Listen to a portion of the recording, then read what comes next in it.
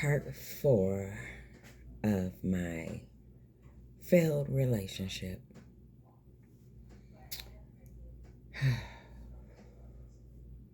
So, after being celibate for 10 years, thinking and feeling like I never wanted to be in another relationship, thinking that I was never going to meet anyone that interests me, or I just didn't feel the urge or the need to have a companion. So after 10 long years, I decided to give it another go. 10 long years of being celibate, might I add. And I went 7 before that 10 years. My kid's father got locked up, and I went 7 years waiting for him. And then he got out, went back, another 10 years, until I met this person that I thought was going to be my balance. And unfortunately, it fooled me. I was deceived. I became blind. And I chose to look past a lot of things. So after giving this person my love, my affection, my attention,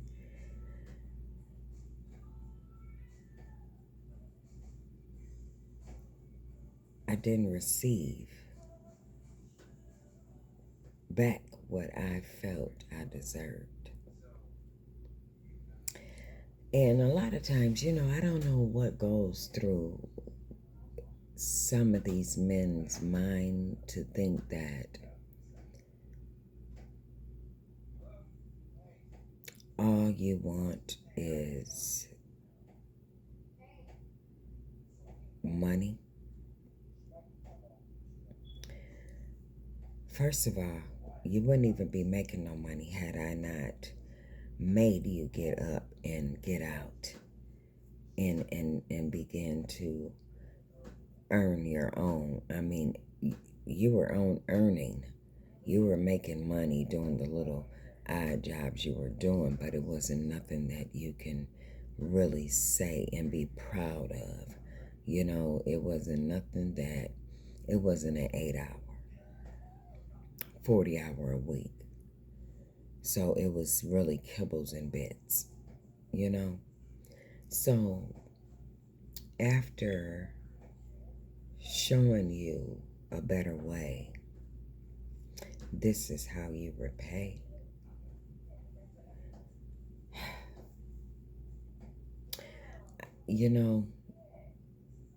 It was like Dr. Jekyll and Mr. Hyde. I wanted to, it was hard for me to believe that I settled for this type of behavior. Looking back on it, I feel like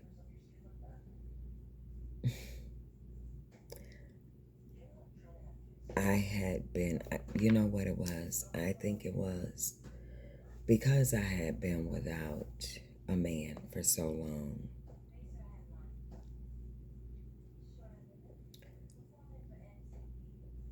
I kind of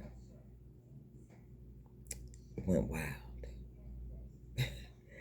I know that sounds off the wall, but we kind of lose our senses when it's something is familiar, but it's been a long time, And when that person comes into your space and tell you that um, they want to be in that place, you get a little happy. No one's been in that spot for a while, you know. And so and it happens to the best of us, you know. We have our guards up. We say, this ain't gonna happen again. I refuse. And yet, you know, like that, it can happen all over again. It's called vulnerable. You are in a place alone for so long that you don't even know that you've become vulnerable. You've become vulnerable to touch. You've become vulnerable to words, even less actions. You know, they don't have to show you much, just show you enough to make you feel like you're wanted. So you become blind. You become blind to really seeing the big picture, seeing what you really need to see. You know, you stop, you block out a lot of things, and that's what I did. You know, this was a person that I let in my space that had nothing in the beginning. He didn't have anything. It was a temp job that he had when the first day that he came to my house. He was supposed to go to work, but he chose not to go to work so that he could spend time with me. Me not knowing that he had told the people that he wasn't coming in, and they told him he had to. I didn't find all this out till later, till like a week later. I'm thinking he's still working, but he wasn't. He had done quit the job. So, you know, even when I found that out, I chose to stick it out with him. He was doing little odd jobs, you know, that he was used to doing, cleaning out dog kennels for drug dealers and all this type of stuff. You know, really belittling his character. He could have done a lot better than that, but because, as I said, he was on drugs, I didn't know this. I didn't know it. So he was sneaking, you know, and then like, as I said, he was, you know, doing little odd jobs and stuff. And so one day I just told him, look, no, I can't be with a person like this, that's not stable. So you're going to have to get a real job, you know. And he had a best friend, or has a best friend, that every day he would leave and walk to his house to drink beer. But guess who was buying? His best friend. So he looked, I mean, it was almost as if he was leaning on other people to take care of his beer habit. He didn't have anything of his own, but yet I still accepted him because I seen some potential in him. I seen that he had the spirit to do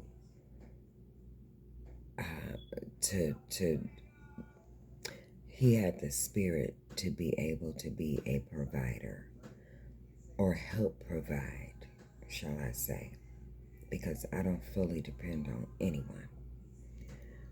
But I seen these things in him, things that I don't believe anybody else that he ever encountered seen in him, you know. Not even the people he was cleaning dog shit up for, or the people that he lived with at one point. I don't believe that any of them ever seen the best in him or seen what he could be, or maybe they did, but they wanted to keep him in a spot to where they knew where his money was going to go. But anyhow, so I took this person in that had nothing and showed him how to gain something. After talking with him and letting him know that he needed to get a real job, that's exactly what happened. He got a real job.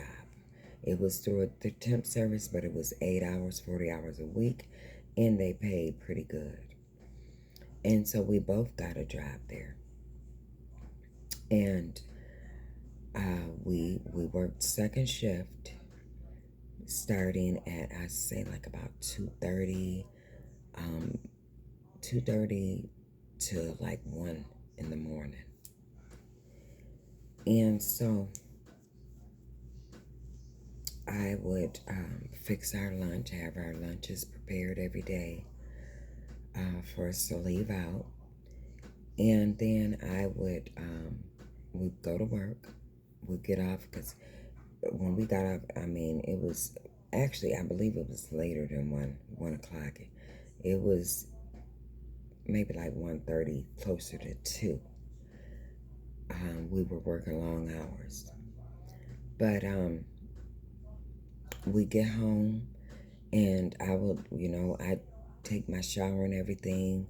He'd get his shower, and I'd let him go to bed, and I would prepare our food for the following day, for our lunches the next day, and then I would go to bed. So every day I did this. Every night we got home, I did this, and Lord and behold, he didn't appreciate that, because we worked in a factory making gum candy, and we worked in the same on the same line.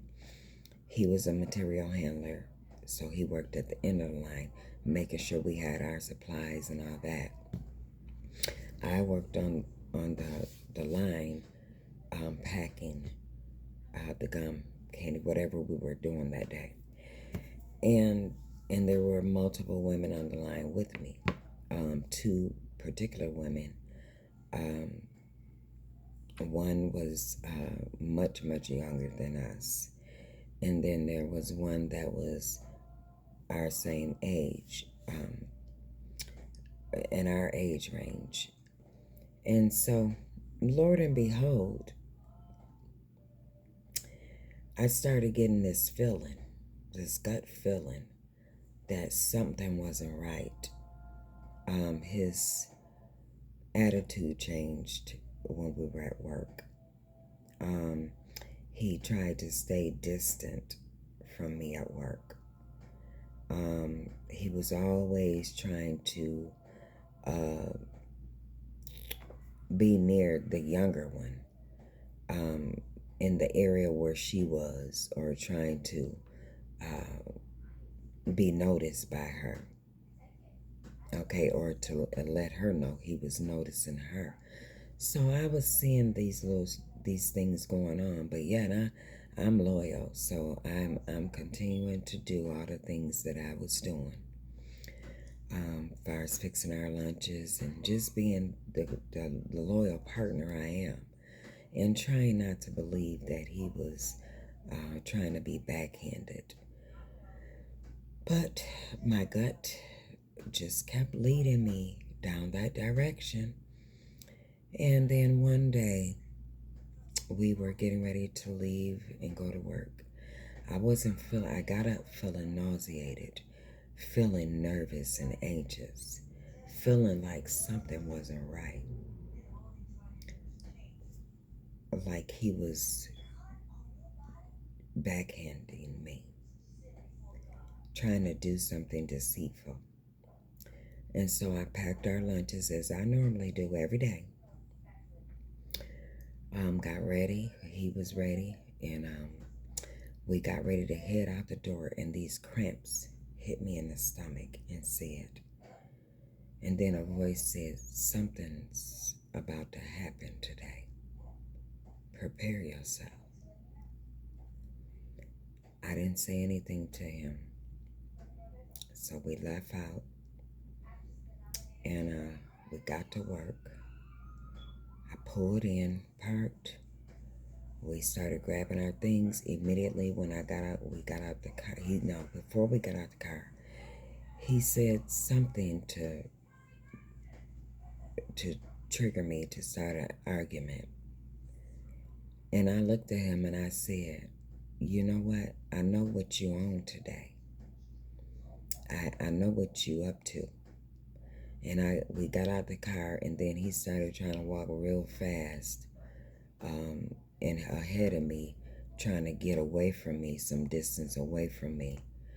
And so I let him go head on. And so we made it in the building. We got in the lunchroom. We were getting ready. We were putting our lunches away.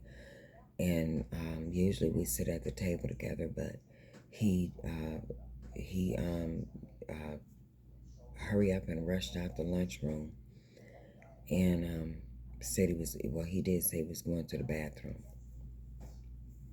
I said, okay, so, I sat there and I waited for time. The heat never came back. And I waited for time for, me to go clock in. So I went to go clock in, and I noticed he was still missing in action.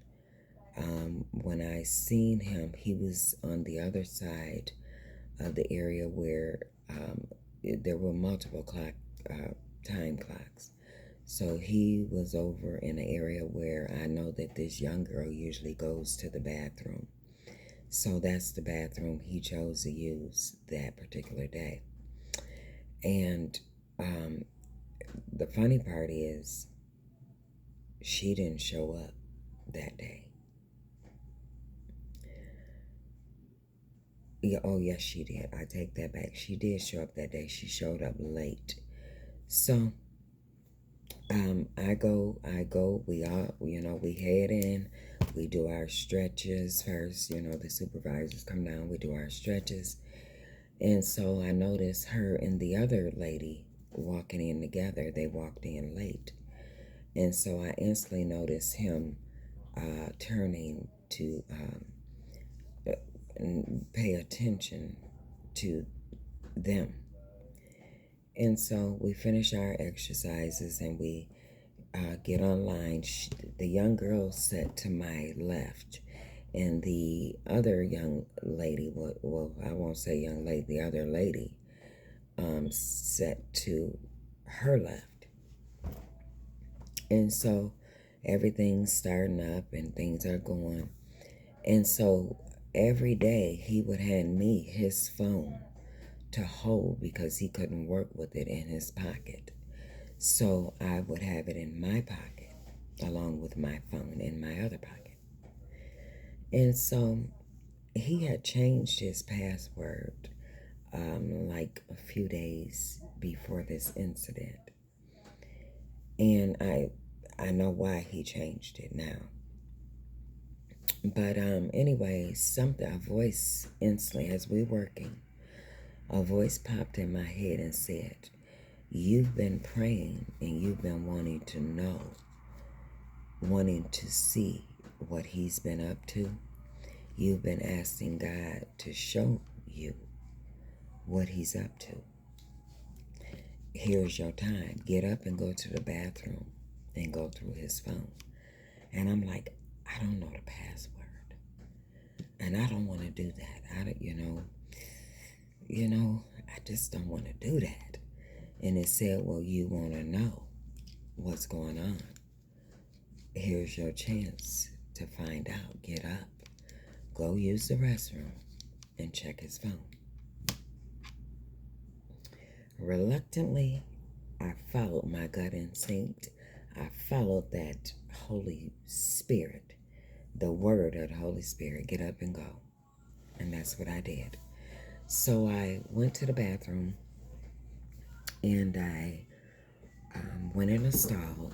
No, when I entered the bathroom, there was a supervisor in there. We're not supposed to be on our phones. So I instantly started wiggling like I had to use it. Went into a stall and, covered up the toilet, sat down, pulled clothes out, sat on the toilet, and waited for her to leave out. So she left out. Soon as she left out, I pulled his phone out of my pocket and I started thinking of any passwords he would use, numbers. And I tried it a couple of times. It didn't go through. I tried it that third time.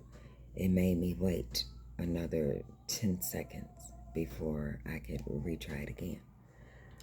So I boop, boop, boop, boop. Boom.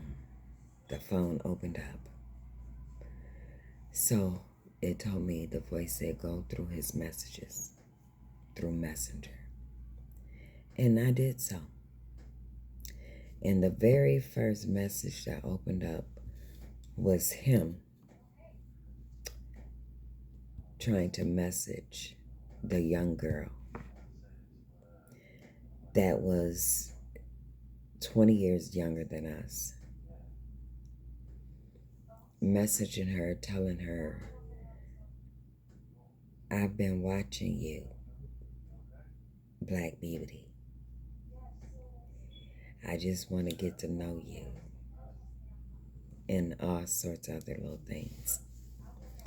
I was waiting for you to come in today at work. So when he ran off from me, he was trying to wait to catch her. But just so happened she didn't come in at the time that he was expecting. So after seeing what was on his phone, I couldn't even get my clothes up fast enough. I immediately